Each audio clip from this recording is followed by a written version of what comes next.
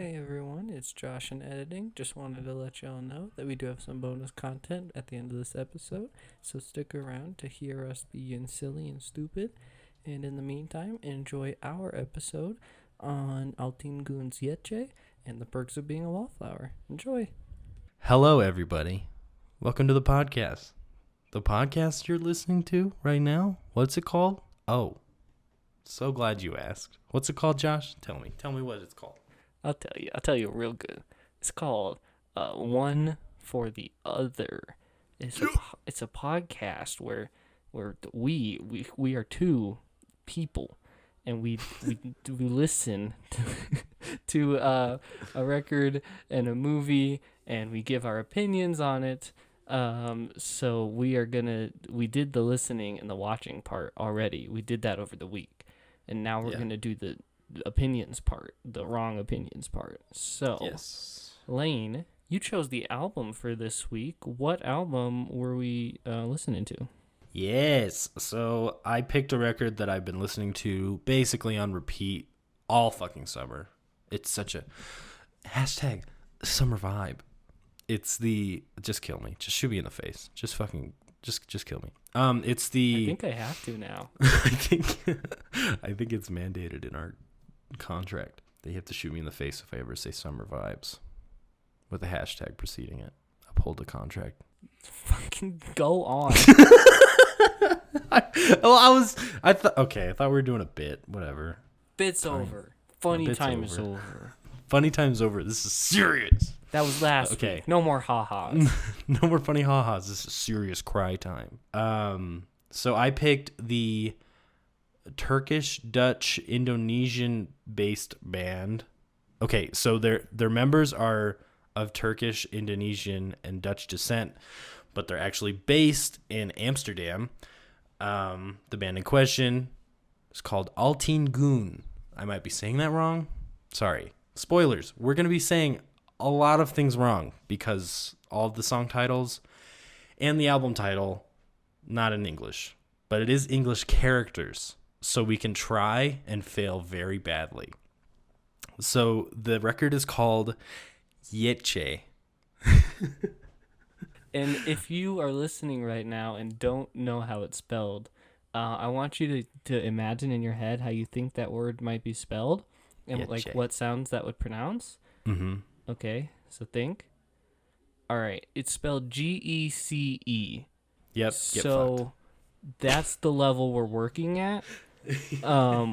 That's how wrong we're gonna be. Yes. So bear with us, laugh at us. We don't care. This is Altin Goon's sophomore album. It was released in 2019, so they're like a new band on the freaking scene, and I love them so much. But I want to hear what Josh thought of the record. Voiced.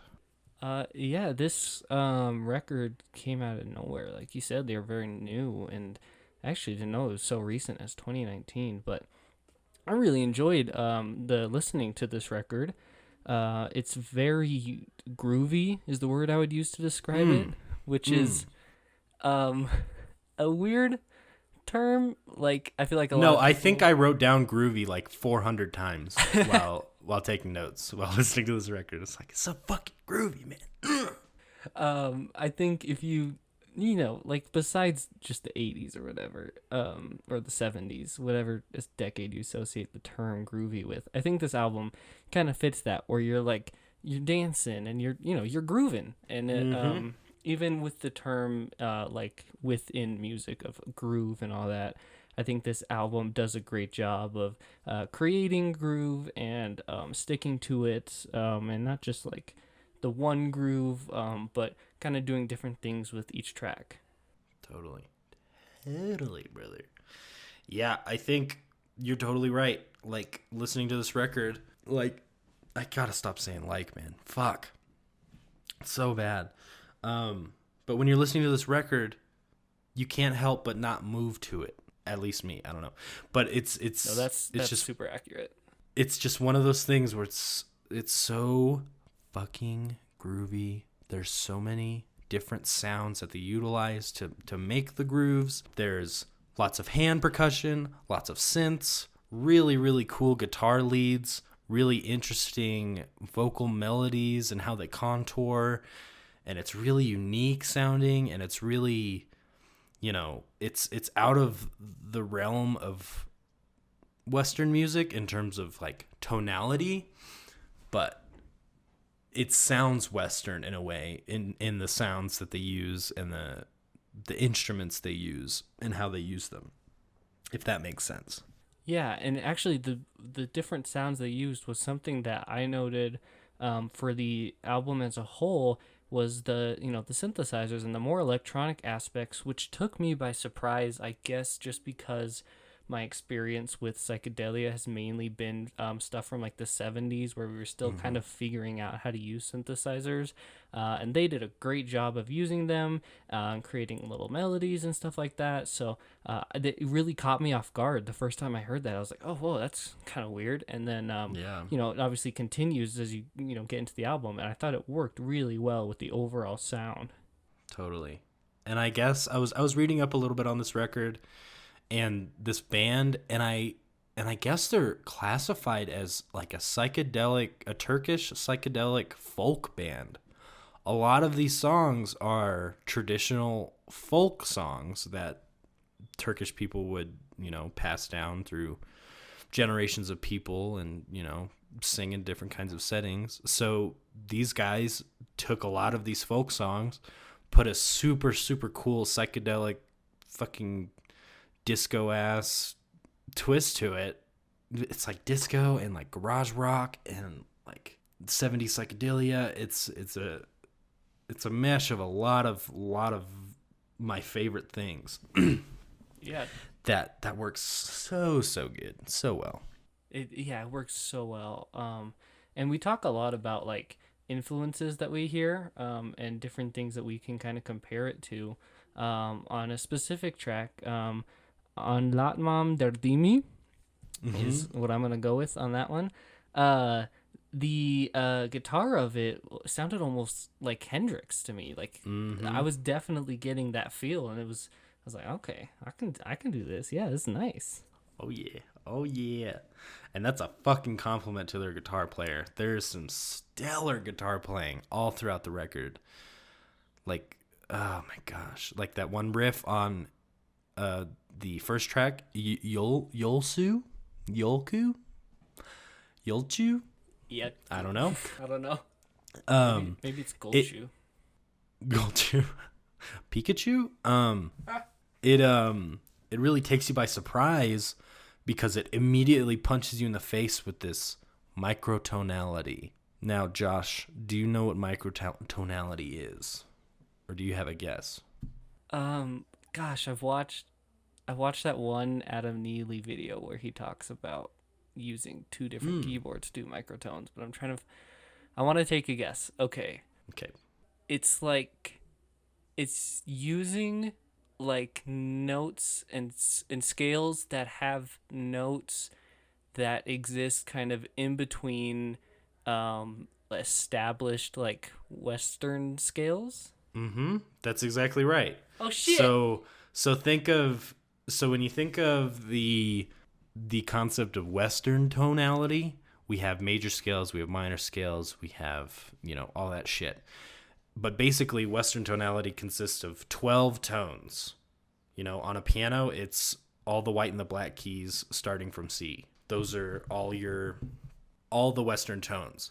So what microtonality is it's a concept that not a lot of, like, I don't know, fucking barely any Western musicians use. It's the notes in between those 12 tones. So instead of it being half step, half step, half step, half step, it's quarter step, half step, quarter step, full step. It's really distinct. Like when you're listening to it, it sounds like out of tune, right?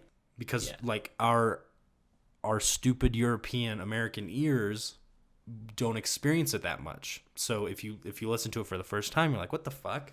Like, that sounds stupid. But then you keep listening to it and it just gets ingrained in your brain as like just a super cool way to, I don't know, it's just an alternate take and an alternate way of thinking about tonality, and it's super super awesome and well utilized throughout the whole record. Yeah, and I think for a lot of people, it's going to sound out of tune and it's going to sound distinctly Eastern, which was something I really liked about this record was that, they incorporating things like garage rock and stuff that we commonly associate with being a very Western genre, but it still feels like Turkish. It still feels like they haven't lost their identity. They're not just a band who's from like Turkey or whatever. They are Mm-hmm. playing, Turkish music. And what you said about, playing traditional songs, I think I didn't know that, but that certainly, lends itself to it. It doesn't feel like they're just trying to, do everything else. They're incorporating all of that into what they already know. And I think that's super cool to hear. Mm-hmm. Yeah, man. I don't like the. It's just. I don't know. It's just a good fucking record. I don't really have much to say. Like the production is very competent and like super dry when it needs to be, and super Mm-hmm. wet and super reverby when it needs to be. Like in the last track, what's it called? Super Gece Yon Kandan. It kind of switches from super super dry and sparse instrumentation, and then it flips to like these arpeggiating synths and everything, like soaked in reverb, and both of them sound very very competently done, and just like well performed too. So it's a Yeah. freaking damn, dude. The other notes I had, this is one I was so excited to say because I wrote this early in the week and I was just Mm. waiting for the chance to say this. Yeah. The song Derdimi Dorkersem. I don't know Mm-hmm. how you do the dots, the umlaut or Yeah. whatever. I don't know how that affects words. I'm too American for that. Yeah. But the only note I have for that song is it sounds like I said loading screen music, but in a good way. It sounds like some Zelda shit. Yeah, or like Shantae, anyone who's played like that series. Totally. Yeah. Oh my god, that's so funny. I never thought of it like that. Yeah. And then am I crazy in Erva dash I maybe Azelde? Is Mm-hmm. that just the Game of Thrones theme? Like straight up I was like sounds like Game of Thrones but on a Really? synthesizer. Yeah, you never picked up Oh on that? shit. It's like Well, ding how ding does ding the? a ding ding ding a ding ding Oh ding a my ding ding. god, I guess it is. I don't know if that was I don't know if they knew that or whatever, but I was just like, I don't even watch Game of Thrones, but I Yeah, because it has that synth thing. Oh my god, that's funny. I never. That's super funny. yeah, Wow, that was all I had. go them. Fucking Good job. shit on George R. R. Martin. You think Game of Thrones would be better if their soundtrack or their intro song was just a synth instead of like the big orchestral thing it is now? I would probably be more inclined to watch it. I've never seen it. Sue me, fuckers. Well, you keep breaking this contract, and I will. All right. Yeah, I don't really have much to say. Just a fucking banger. I think the only thing keeping it from a 10 out of 10 is, something that a lot of records we've talked about kind of suffer from, and it's just like diversity in the track listing.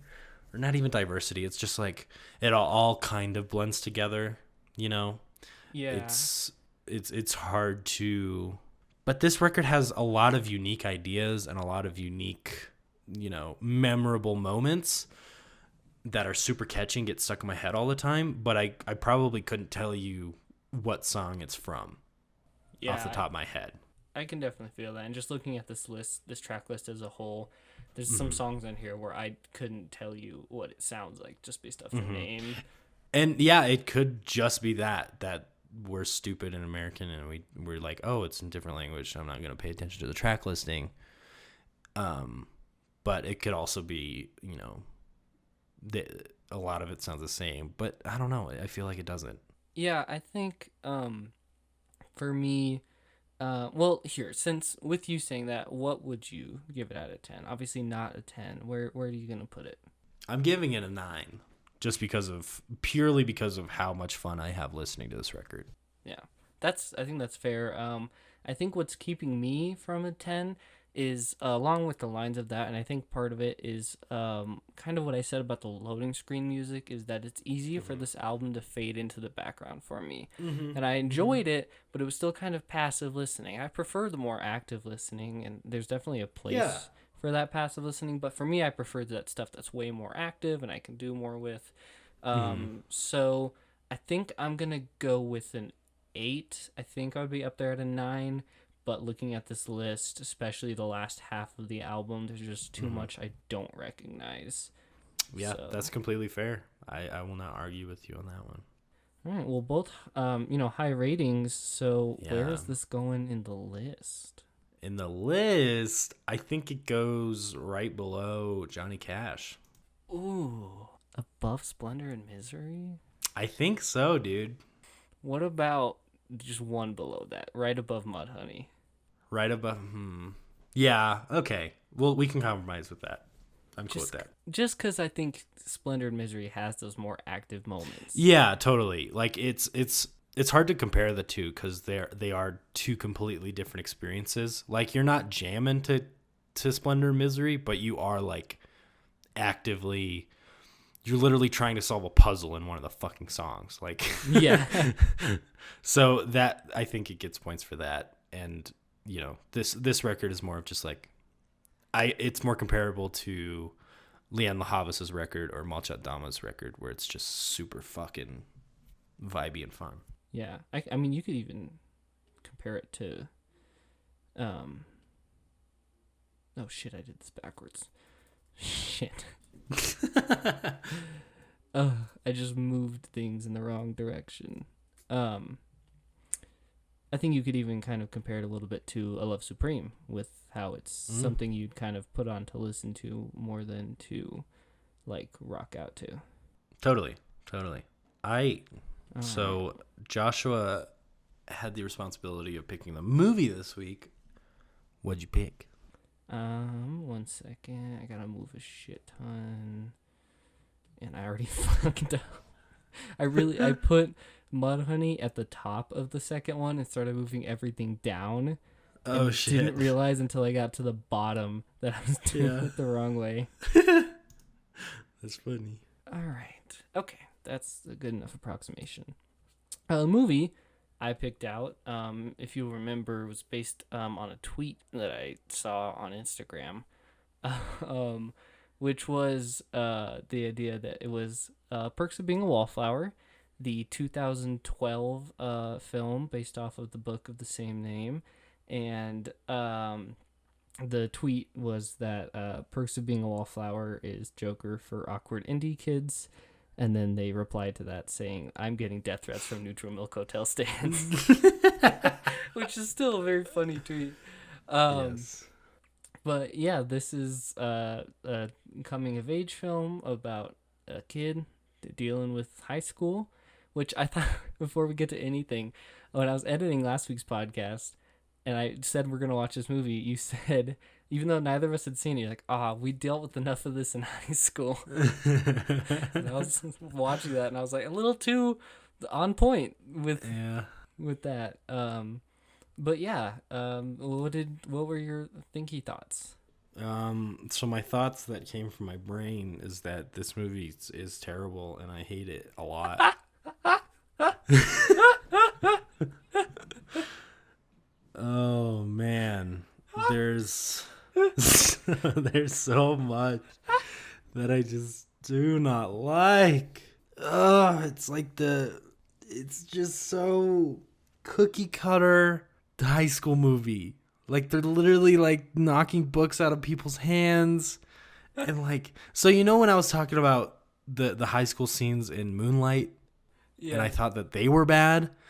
This is the whole movie is that, and it's worse than Moonlight did it. Like the kid sits down in English class, and the fucking girl next to him is like, nice trap keeper. F word. I wrote that down. I said, faggot line is funny. I mean, Oh, it's funny, but it's like, holy shit, dude. Like, nice what the trapper fuck? keeper, faggot.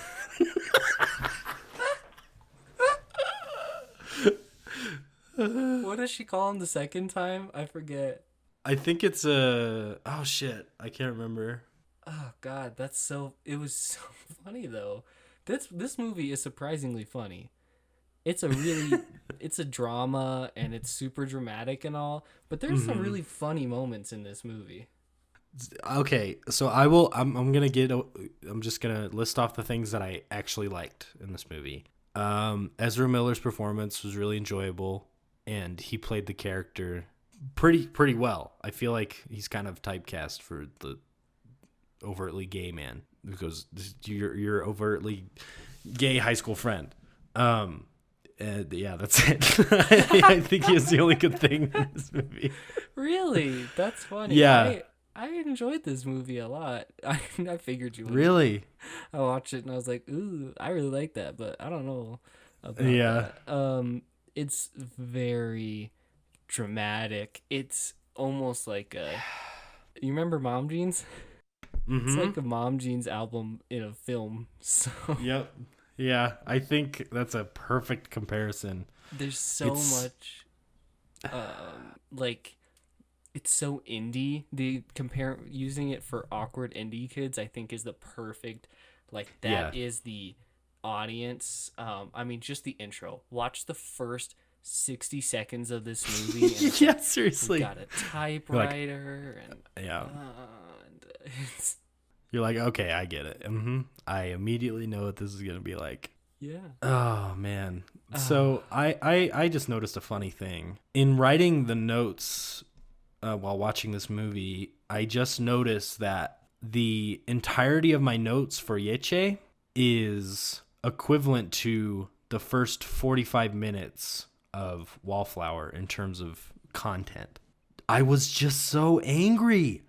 Like every fucking line they said is like, "Welcome to the island of misfit toys." I said, welcome to the island of misfit toys. Fuck off."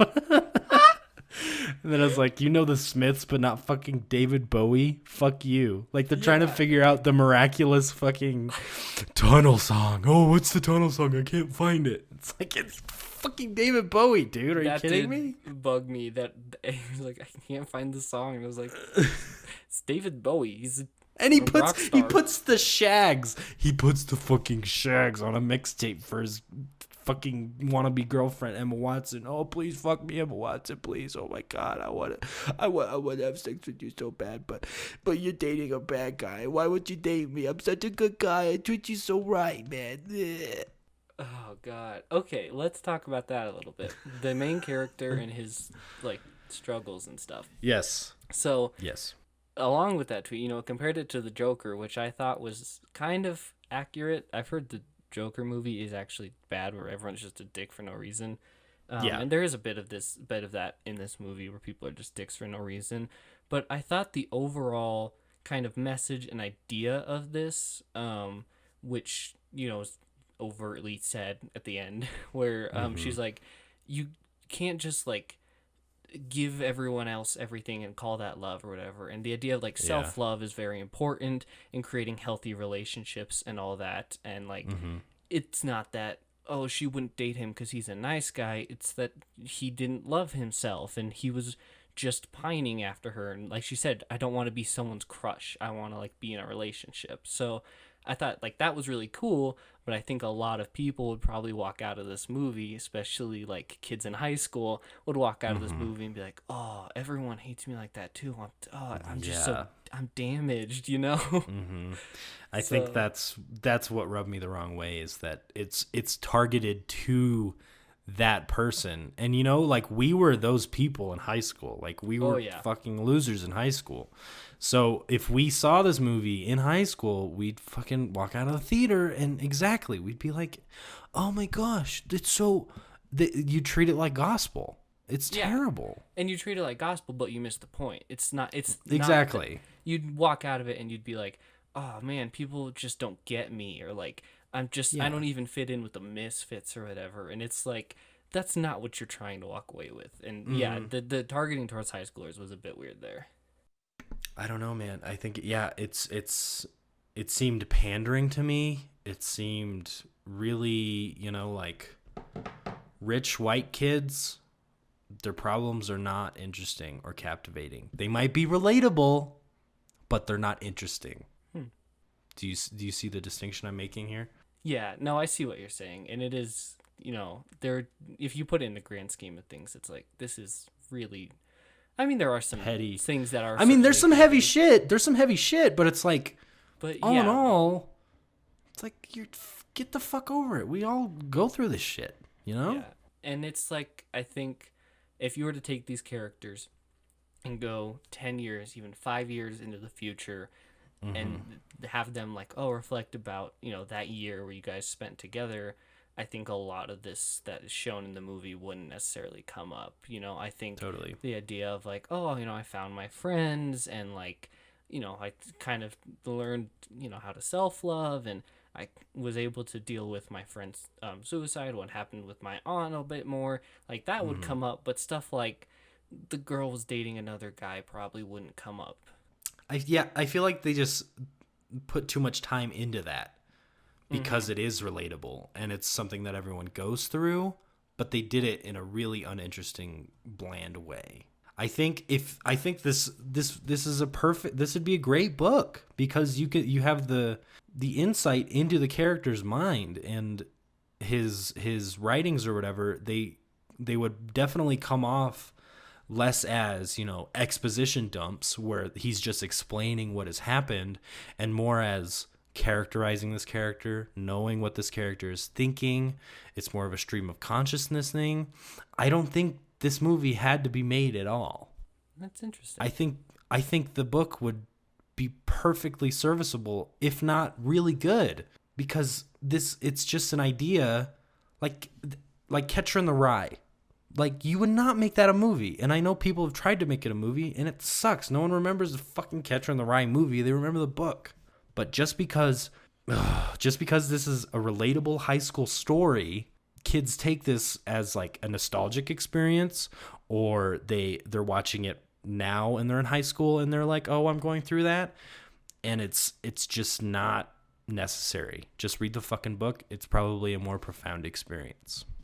Oh, that's funny. I mean, that's an interesting point of like, what is this narrative gain from becoming a film? And I think that's an interesting point to look at. I want to talk about some things I didn't like as well. Like I said, I did enjoy this movie. It's tailored kind of for me, and I'm a sucker for it. There were definitely low points though. There's a line, I think it's Charlie talking to Sam, and he says, I don't remember what the context is. I think it's after his big falling out with them.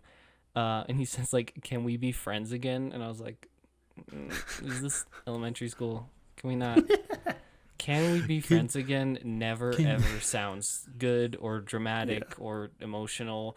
It always sounds like a fifth grader being like, well, you're not my friend anymore. And he's like, well, I want to be friends with you. What else did I have? Shoot, I wrote down a lot of notes. I always write down way more notes for the movie than I should. There was one part, I guess it kind of fits because it is set in the 80s, which I thought, I'm going to talk about that first. I thought the setting of the 80s was really interesting because it's not set in the 80s like Stranger Things is, where the 80s are almost a character in and of themselves.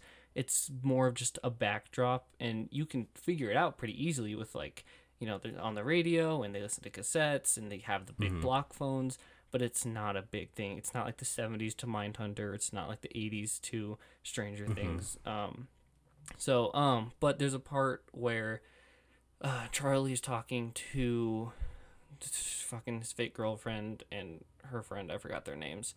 But those two like minor characters, and he says something like, but you guys aren't like, but he's, when young Neil walks in, young Neil playing the football character walks in, he's like, but he's popular, and they go, what are we then? And I was like, oh yeah, alternative.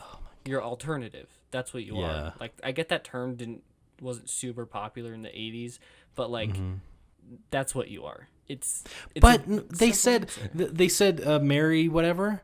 They're like, she's a Buddhist and a punk. It's like, okay, you're a Buddhist and a punk. What are we? You're a Buddhist. You're a punk.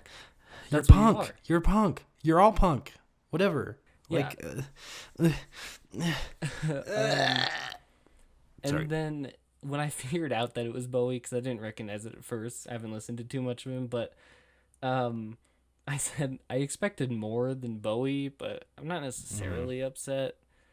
I was unnecessarily upset. I was so mad. Well, just like, oh, it was because it was right after, I watched this with subtitles, and it comes on, it says 70s art rock song starts playing, and I was like, okay. I Yeah. wrote down, as soon as that came up, the term 70s art rock is the key to my pants. Um, but like that happened, and then it was David Bowie, and I was like, okay, not quite what I was expecting to hear after that Yeah. description, but okay, I think it still fit 70s and art rock. everything. Yeah.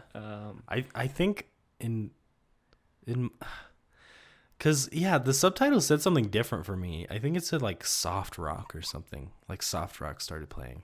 It's like, what I the mean, I'm sure it changes every time they play the song. Probably. Like, but it's like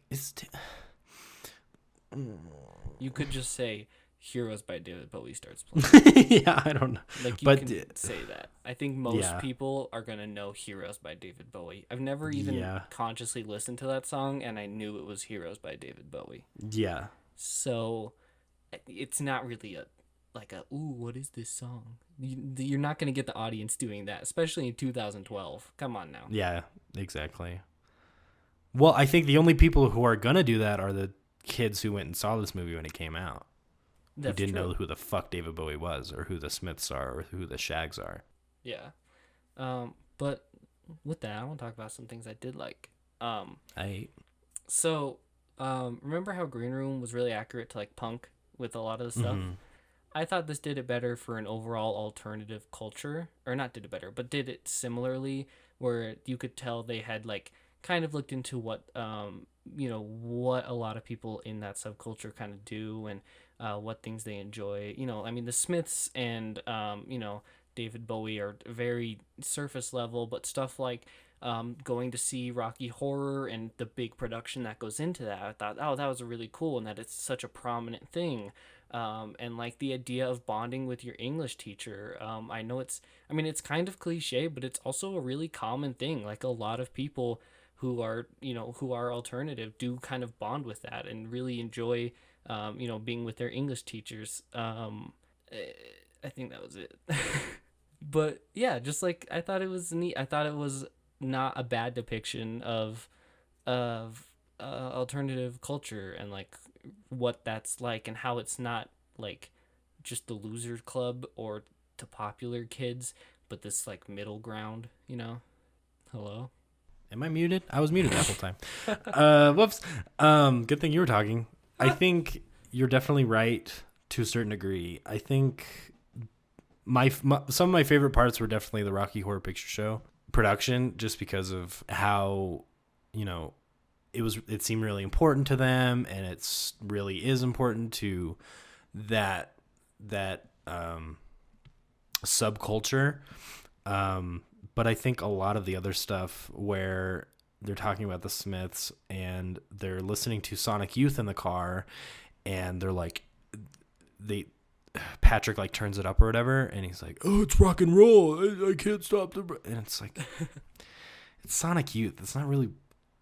It seemed like they didn't know what the fuck they're talking about, but they thought they knew what they were talking about. It's like they met with someone, or they had planned like, let's say 4 meetings with someone to like really understand it, and the person had to bail on the last 2, so they only got about half their information. Yeah. They just kind of tried to roll with the rest of it. Yeah, that's funny. I could totally see that. Fuck, it's just. Oh, another thing I did want to talk about is this aspect of mental health and mental health issues and how it's portrayed in the movie.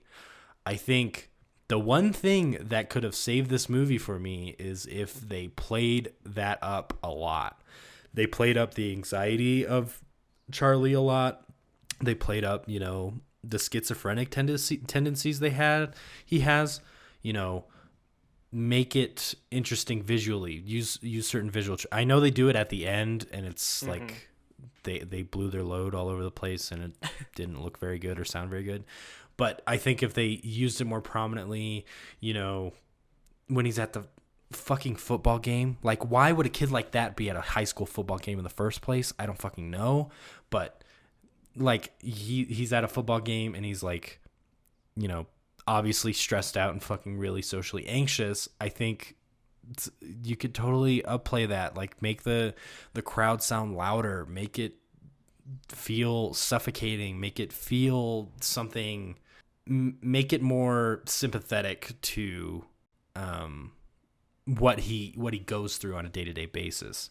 I feel like it was just kind of high school movie, 80s high school movie, and it didn't really play into that. But if it did, I think it would have saved the movie, but it didn't until the very end, where I was completely checked out and didn't really give a fuck at all.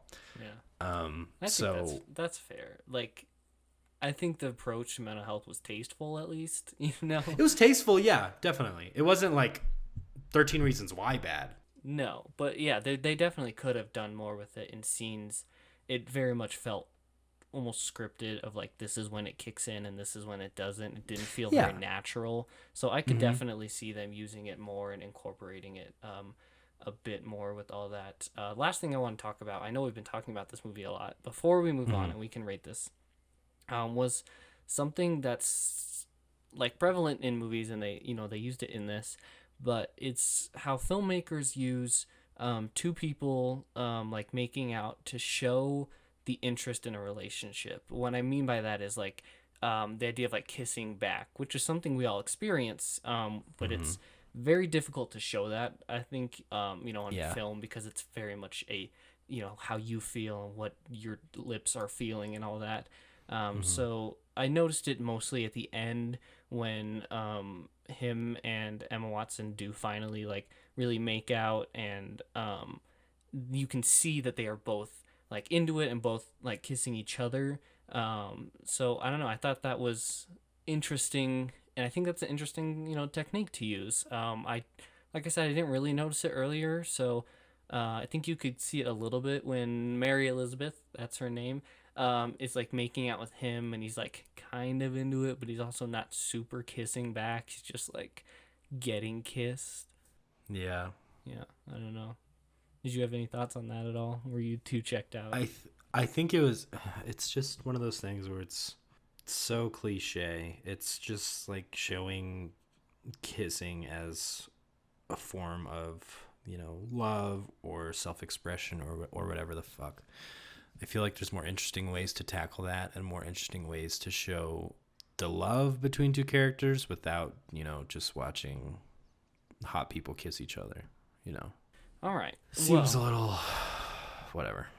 Let's rate this fucking movie. let's do it. Since you went first last time, I'll start. I'm gonna give this movie a 7 out of 10. I think there are certainly some detriments, and it is very dramatic and very indie, but I think I personally enjoyed the story and what it was saying, and all the people I liked looking at. Some good people.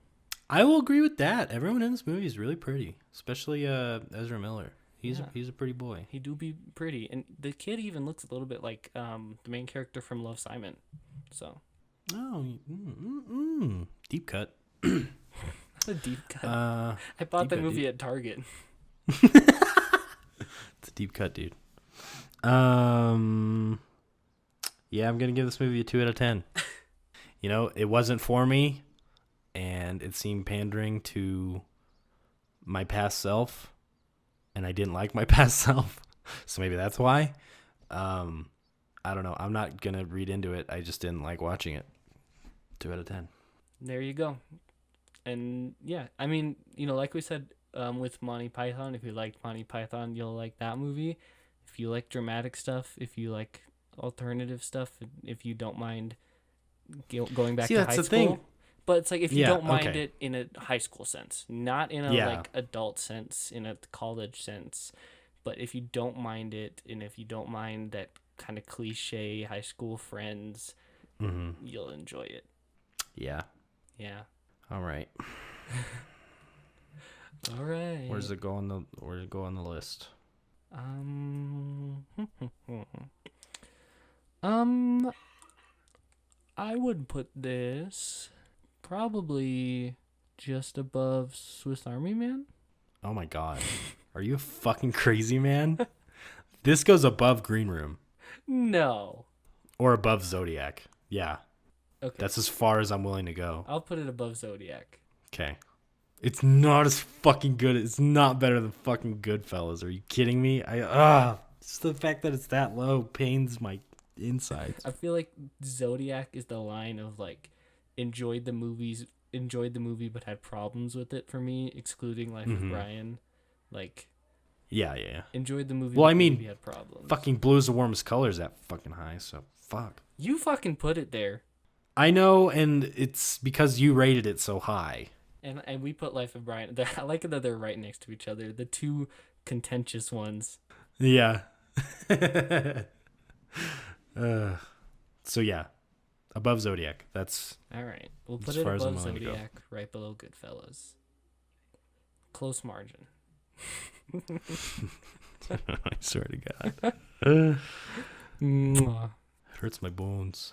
All right. Well, that is it for this week's episode of One for the Other. Thank you so much for listening to us and being here with us. We appreciate you. Make sure to tune in next week, and you'll find out what we are going to do next week in a second. Oh yeah. Should we? Yeah. I was gonna just like do the outro first and then do that, but I realized that's stupid. It's a good thing we've only done this for like 2 months. Yeah. So I guess we'll move on to what we were doing next week. I have the record this week, and I was inspired by Gece, and I've done a lot of punkier stuff, some heavier stuff. I wanted to move away from that a little bit.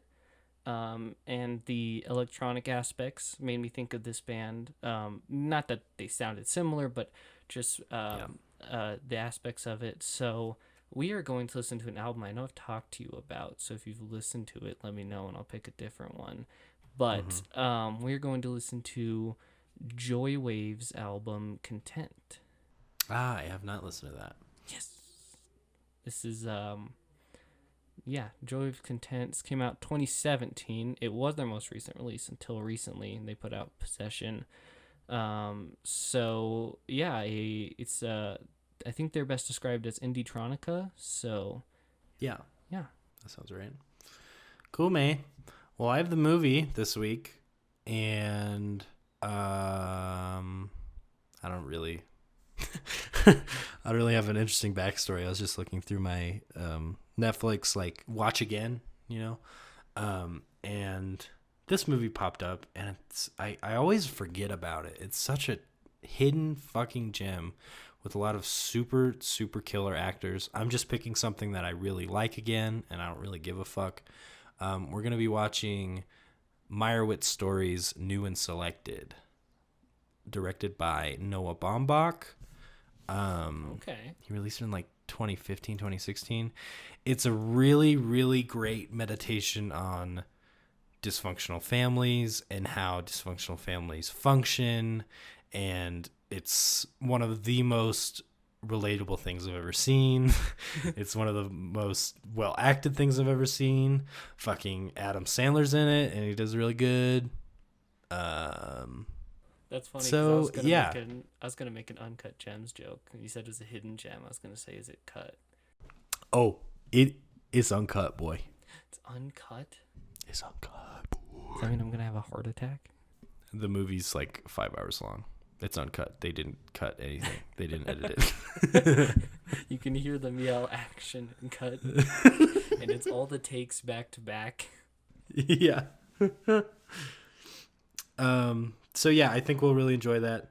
I know I will because I've already seen it. and I hope you will too. I think you will. Cool. Well, now that it's really over and we can do this right, this is why I don't normally do this. This is why. Thank you so much for listening to us and watching if you're on YouTube. And we will be back next week with content. And what is it called? Meyerowitz Stories, new and selected. Meyerwood Stories. All right. Yeah, and then Lane, I believe you have an announcement to make about the podcast. I have an announcement to make. Is this episode 14? No, different episode. I think this is 13. Different. Okay, gotcha. No, I mean, so what I you do told me have before. yes. I do have an announcement to make. We have been working behind the scenes very diligently and around the clock, 24/7. I haven't slept in weeks working on this. No, but we're finally getting our episodes uploaded to Apple Podcasts and Spotify. Yay! Yo. So, look out for that. Spotify takes a little bit longer, but our first episode is actually live on Apple Podcasts right now, and we're working on our second episode right now. So, look out for those. Freaking subscribe to it on Apple Podcasts. I think that's how it works on Apple Podcasts. Give us a follow on Spotify if you can find us in the fucking dumpster of podcasts that are already on Spotify and Apple Podcasts. We'll have it linked somewhere. We'll make sure it'll always be in the description, and I guess we'll figure out what we're gonna put in our Instagram now that we have 3 different things to link to. Yeah, we will definitely link to it. You'll be able to find it super easy. Oh, and So speaking of our Instagram, we are doing a bit more with it now. So if you don't already follow it, go ahead and follow. I've been posting a bit on our story with my editing, and maybe in the future I'll do some more stuff about the actual process of it. And we are doing some more stuff with our promos of the video or of the episodes, so you can always check there to get a little glimpse of what the episode's gonna be and some little snippets of what we talk about. So yeah, go give us a follow over there. And, Totally. And subscribe on YouTube. Like the video if you enjoyed it. Find us on Apple Podcast and Spotify. Send us emails with suggestions, one for the other podcast at gmail.com. I guess our Instagram is at one for the other .podcast, so you can follow us there to see all that. I think that's it. Next week we have content and Meyerwood Stories. So see you then. See you, babies. Yo. My gain is all the way. This gain is so finicky, dude. It's all the way down, but if I touch it, it like fucks up a little bit. Can you hear me now? Oh, that's so gross. Turn it down. Give me a second.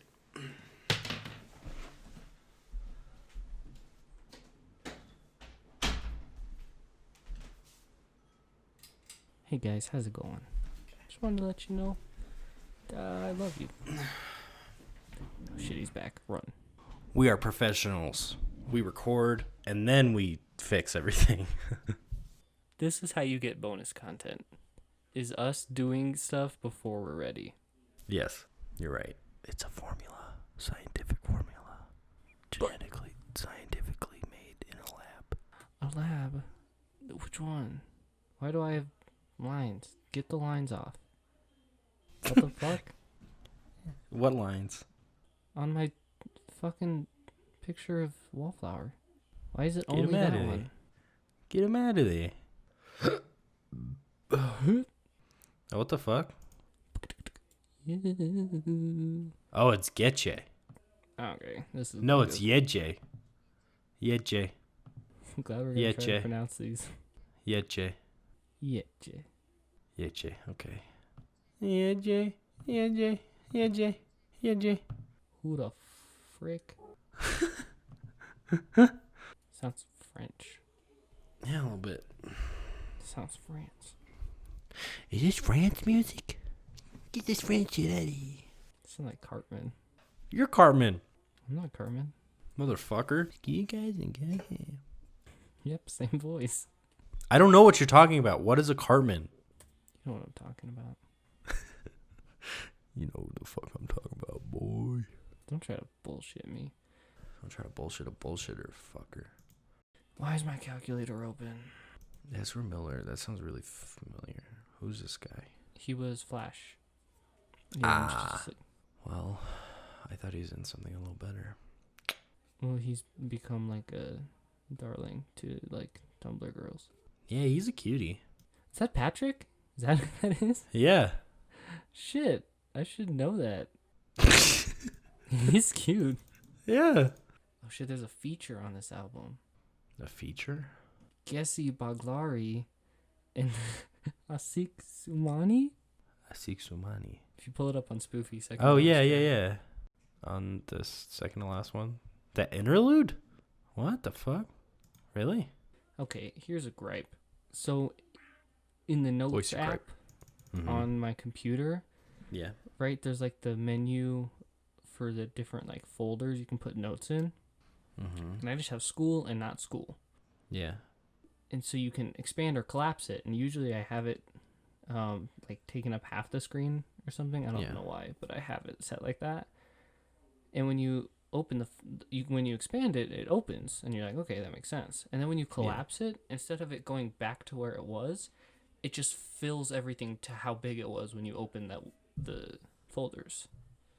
So you have to resize when you close. Oh, what the fuck? Yeah. That's stupid. It's freaking Dumbo. Freaking Dumbo, bro. Real Dumbo hours. Hello, everybody. Welcome to the podcast. Wait, The podcast in question. Okay. I'm sorry. I bopped right as you started on accident.